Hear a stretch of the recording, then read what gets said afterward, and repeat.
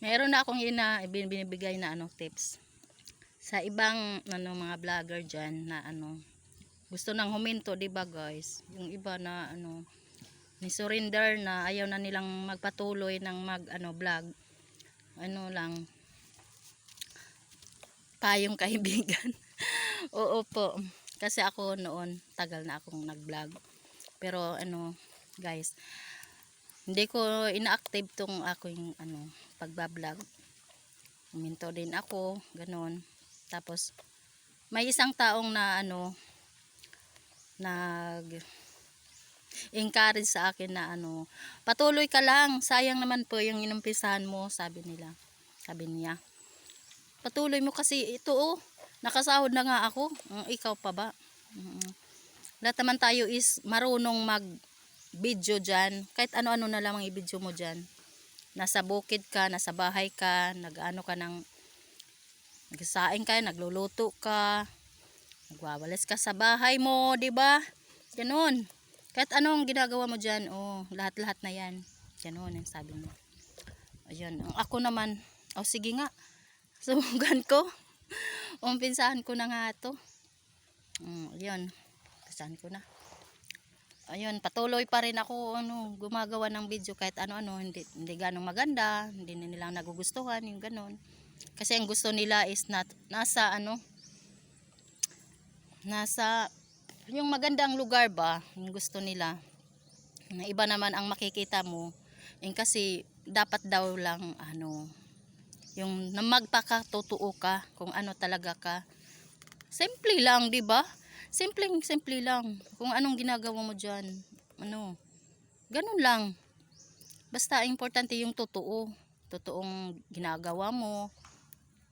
Nagsasaing ka diyan, nagluluto, nagwawalis, nagpapakain ng mga hayop mo, nag-aalaga ka ng mga hayop, ganun. At nasa bukid ka rin. Kung nandito sa bukid, kung anong ginagawa mo diyan, yun lang binibidyohan mo. Ganun. Wag tayong susuko sa pagbablog kasi sayang naman po yung inumpisahan mo. Tuloy lang naman mangarap, darating din yan po. Ganun yung tips na maganda talaga is trust in the Lord and with all thine heart. Kasi siya ang atin. Pag hindi wala tayong pag-trust sa kanya, hindi tayo tutuloy yan, hindi tayo masakses po sa buhay. Ganun. Dapat may manalig tayo sa kanya. Dahil siya naman ang nakakaalam sa atin kung anong ginagawa natin. Totoo ba to? Maganda ba to? Makabigay ba to ng inspiration sa iba? O hindi? Diba? Pag masakses ka, diba? Ma-inspire din ang iba. Oy, ako din! Yun nga, sa amin dito. Oo, yung kapitbahay namin noon, kunti lang nagbablog. Nakita nila ako na nag-vlog kahit ano-anong ginagawa ko. Nangunguha ng puso ng saging. Nagluluto ng puso ng saging, paano gawin pagluluto. Ang sarap naman yan, pahingi. Nangingi sila. Mga gulay na yung langka. Nagulay ako, sabi niya, pahingi naman. Oo, bigay naman. Sabi nila, ng mga kapitbahay dyan, ang daming na-inspire din.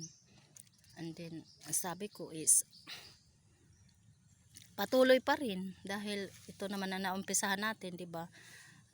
Pinasukan mo to. At gugulong lang. Patuloy talaga at manalig sa Panginoon. Number 1 yung isa talaga is pray to God. Pray every day. Dahil siya naman nakakaalam yan. Ibigay mo yan sa'yo o hindi, di ba? Ganun lang. Lugo pa rin tayo, guys. Andito ako sa sa uma namin baol. Yung tinatawag na baol or farm. Hindi to sa amin, binantayan ko lang. Ganun lang. Maraming salamat po, guys. Sana makakuha ng pulot ng aral yung aking video na to. Maraming salamat sa pagsubaybay sa inyong lahat dyan. Maraming salamat talaga po. Bye! Yan is the big heart. Yes.